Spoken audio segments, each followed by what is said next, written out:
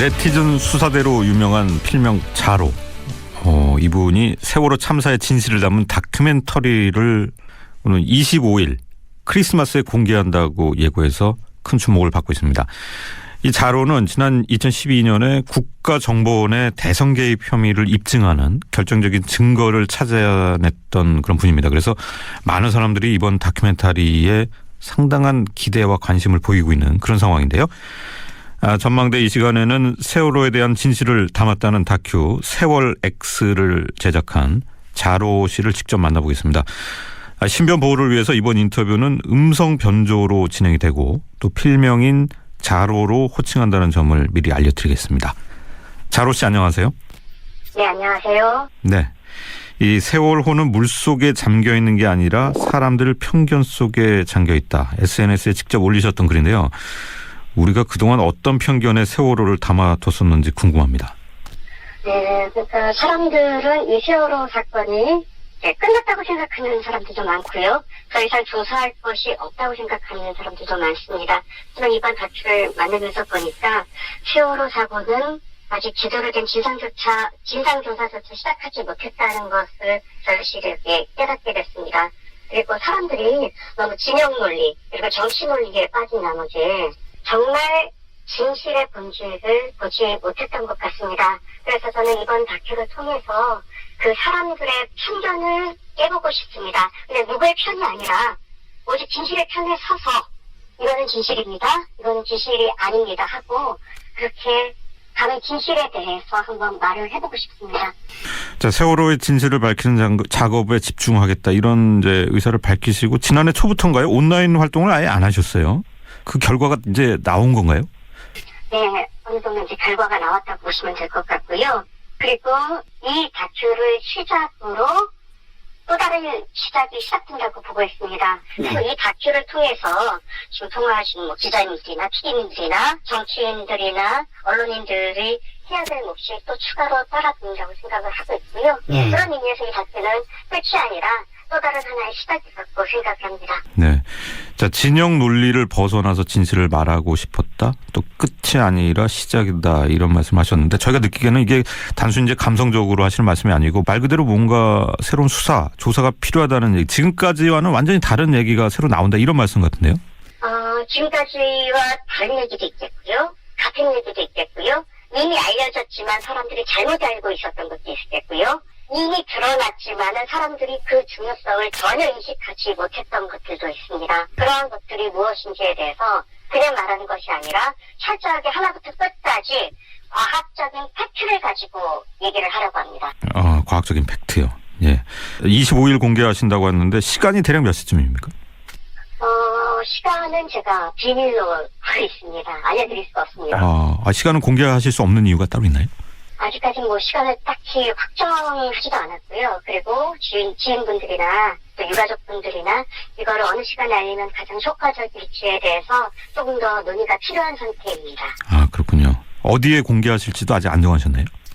공개하는 곳은 유튜브에다 공개를 할 예정입니다. 네, 유튜브를 통해서요?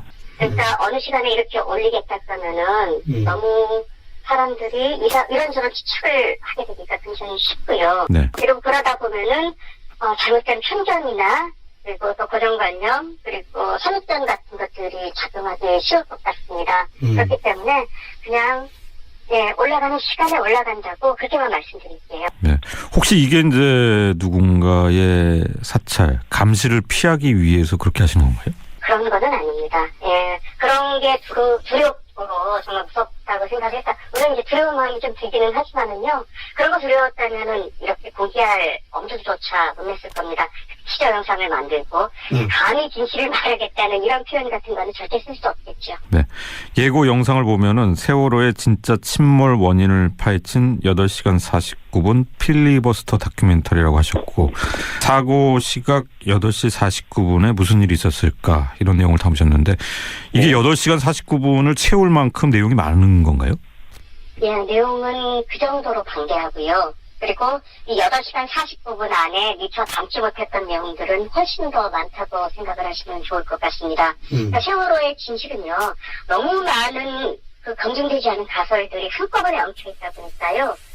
진실이 완전히 복잡한 실타래처럼 엉켜버렸습니다. 그 복잡한 진실의 실타래를 풀기 위해서는 어떻게 보면 8시간 49분은 최소한의 시간이라고 보시면 좋을 것 같습니다. 네. 저희가 느끼기에는 그러면은 이제 8시간 동안 그동안에 제기된 의혹들이 잘못된 거는 또 이제 왜 잘못됐는지 부정하고 이런 식으로 진행이 되고 결국 이제 결론이 끝부분에 나와서 끝부분만 보는 분들도 좀 있을 것 같은데요.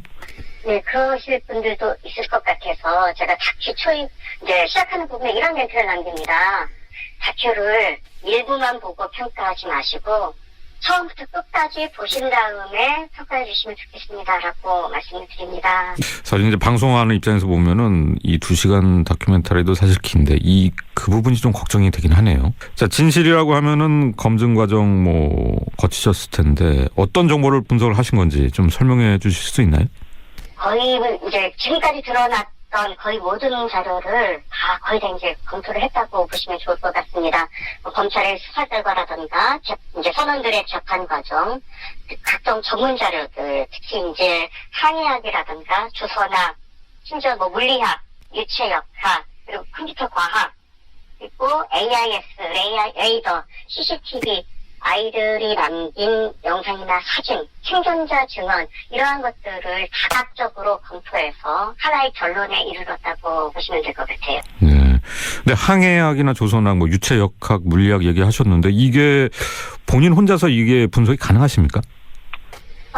이 부분에 대해서 제가 직접 분석한 부분도 있고요. 그리고 진짜 믿을 수 있는 전문가를 통해서 분석한 내용도 있습니다. 알겠습니다. 자, 많은 정보들일 텐데 어떻게 입수를 하신 건가요? 이 자료들은 사실 이제 일반인들이 쉽게 접할 수 있는 부분 그런 자료도 물론 있습니다만은 일반인들이 쉽게 접하기 힘든 내용들도 사실 굉장히 많이 포함이 되어 있습니다.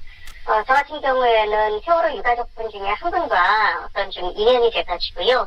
그분을 통해서 일반인들이 좀 접하기 힘든 자료들을 좀 접할 수 있었고요. 그거를 통해서 세월호 참사의 진실을 추적할 수가 있었습니다. 이제 과거에 올리신 걸 보면은 잠수함 충돌설에 대해서는 아닌 것으로 그렇게 올리셨어요? 모든 것은 다큐를 통해서 좀 확인을 해주시면 좋겠습니다. 처음에 제가 티저 영상을 만들어 올릴 때는 제가 사실 이 다큐 만들어 놓고 애써 만들었는데 1년 동안 이렇게 고생해서 만들었는데 아무도 안 보면 어쩔까 그 걱정이 정말 많이 들었어요.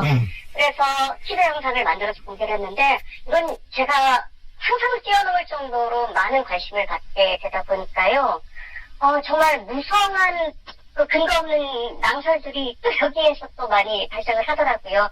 전혀 사실이 아닌 내용들, 왜곡된 내용들, 심지어 제가 인터뷰에 응한 내용들조차도 제 진짜 마음이 제대로 전달되지 못하고 왜곡되거나 확장되고 과장된 내용들이 좀 많아 보입니다.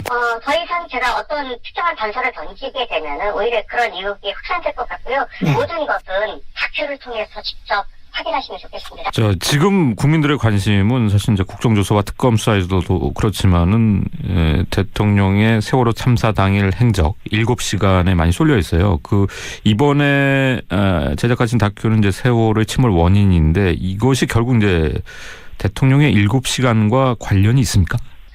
관련이 없을 수가 없다고 생각을 하고 있습니다. 그러니까 세월호 침몰 원인이 기존에 알려진 것과 만약에 다르다면 정말 그 7시간 동안 도대체 그 세월호 사고 원인과 어떤 연관성이 있지 않을까라는 그런 질문을 던지는 거는 너무나도 합리적인 질문이 되는 겁니다. 그렇기 때문에 이 다큐를 통해 나타나는 세월호 진상, 제가 말씀드리고 싶은 그 진실이 만약에 진짜 침몰 원인이 맞다고 많은 분들이 공감하게 된다면 지금까지 조사됐던 모든 세월호에 대한 진상조사는 다 원점에서부터 재검토를 해야 됩니다. 모든 것들이 다 세월호 침몰 원인과 연계해서 다시 생각을 해봐야 됩니다. 그런 의미에서 박근혜 대통령의 7시간 의혹도 여기에서 자유로울 수가 없는 겁니다.